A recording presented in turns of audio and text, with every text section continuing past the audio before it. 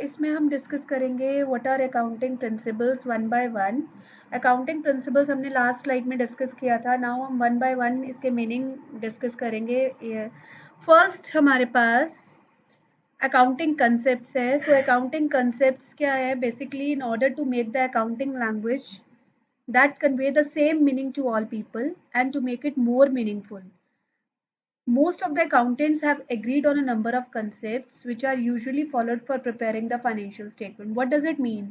It means accounting statements के basis पे, कुछ accounting concepts के basis पे हम जो अकाउंटेंट होते हैं वो बिजनेस की इंफॉर्मेशन को इंटरप्रेट करते हैं कि बिजनेस की फाइनेंशियल पोजीशन कैसी है, बिजनेस में एसेट्स कितने हैं, बिजनेस की लायबिलिटीज कितनी है, बिजनेस कितने टाइम पीरियड के लिए है।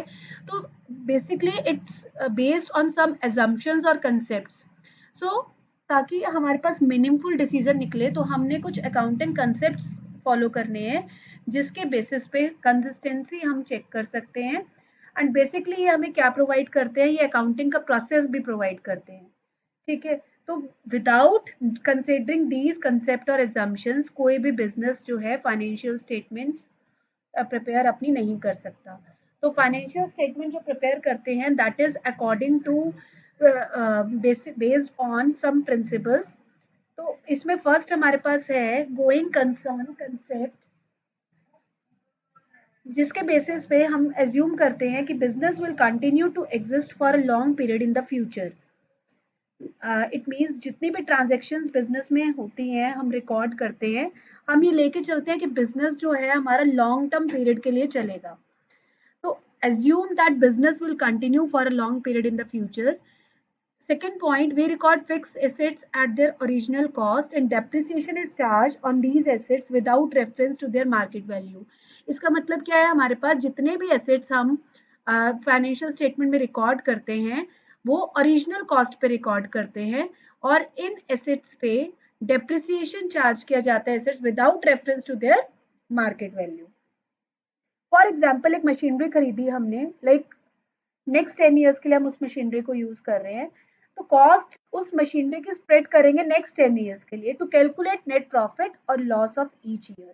क्योंकि हम ये लेके चलते हैं कोई भी एसेट फिक्स एसेट हम परचेज कर रहे हैं तो बिजनेस हमारा कंटिन्यू रहेगा लॉन्ग टर्म पीरियड के लिए। तो मार्केट वैल्यू जो भी होगी ना फिक्स्ड एसेट्स की उस मशीनरी की वो इररेलेवेंट है, वो रिकॉर्ड नहीं होगी as these assets are not going to sold in the near future. ठीक है, तो इसीलिए जितने भी आउटसाइड पार्टीज होती है जो बिजनेस के साथ लॉन्ग टर्म कॉन्ट्रैक्ट्स में एंटर करती है due to this concept only, कि उनको पता होता है कि बिजनेस हमारा लॉन्ग टर्म पीरियड के लिए कंटिन्यूटी में रहेगा। तो जितनी भी आपके पास लाइक एग्जांपल है इस कंसेप्ट के, प्रीपेड एक्सपेंसेस जिसकी कोई रियलाइजेबल वैल्यू नहीं है, आप बैलेंस शीट में एज एन एसेट शो करते हो क्योंकि इसका बेनिफिट जो है आपको अभी नहीं मिल रहा है, इसका बेनिफिट आप received you will receive in the future also. ठीक है, so without this concept current and fixed assets and short and long term liabilities cannot be made and such classification would be difficult to justify. So now moving to the next point, next is consistency concept. Consistency means same. So accounting concept जो consistency concept है ये कहता है accounting principles और methods जो हैं it should remain consistent from one year to another.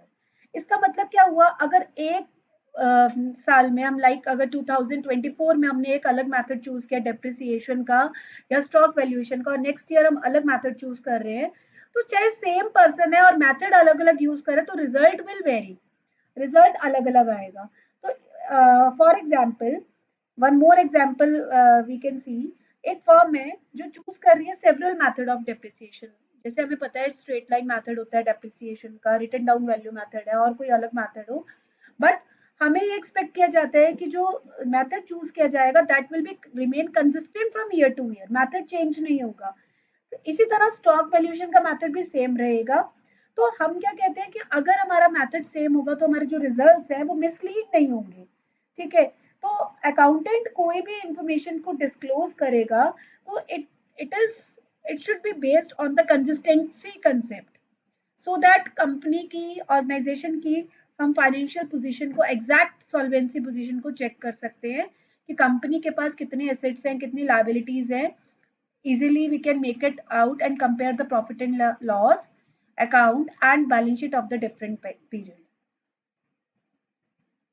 So these all points we have discussed. Consistent method of calculating depreciation is used. Stock valuation ka method, likely bad debt should remain consistent with the previous year.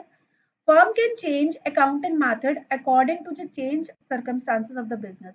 Yes, कि हमें dynamic environment में survive करना है. If there is a change circumstances, then we have to change the method accordingly. Otherwise, we have to remain consistent. Next concept is accrual concept. In accounting, accrual basis is used for recording of transactions. Basically, in accrual concept, revenue जो record किया जाता है when sales are made or services are rendered and it is immaterial whether the cash is received or not. इसका मतलब क्या हुआ कि हमारे पास ये बिजनेस के ट्रांजैक्शन की इंफॉर्मेशन प्रोवाइड करता है. लाइक कि बिजनेस में अभी इंफॉर्मेशन हमें मिल गई कि हमें इतना अमाउंट रिसीव होगा, चाहे वो अभी रिसीव नहीं हुआ लेकिन इन फ्यूचर तो रिसीव होगा. तो दैट इज कि कोई भी आपने सर्विसेज दे दिए तो उसका फ्यूचर में आपको रिवेन्यू जनरेट होगा. Or it is to ascertain the true financial position of the business at the end of the accounting period. All expenses and income relating to the accounting period are recorded, whether actual cash has been paid or received or not. तो इसमें आपके पास basically to ascertain profit and loss, किसी particular period का profit और loss को ascertain करने के लिए और ट्रू फाइनेंशियल पोजीशन को असर्टेन करने के लिए at the end of accounting period. क्योंकि जब भी हम बिजनेस की फाइनेंशियल पोजीशन को कैलकुलेट करते हैं तो end of financial period accounting period ही करते हैं. तो जितने एक्सपेंसेस इनकम्स होती हैं उससे रिलेटेड उस अकाउंटिंग पीरियड से वो रिकॉर्ड करी जाती हैं, चाहे वो कैश रिसीव हुई है या नहीं हुई.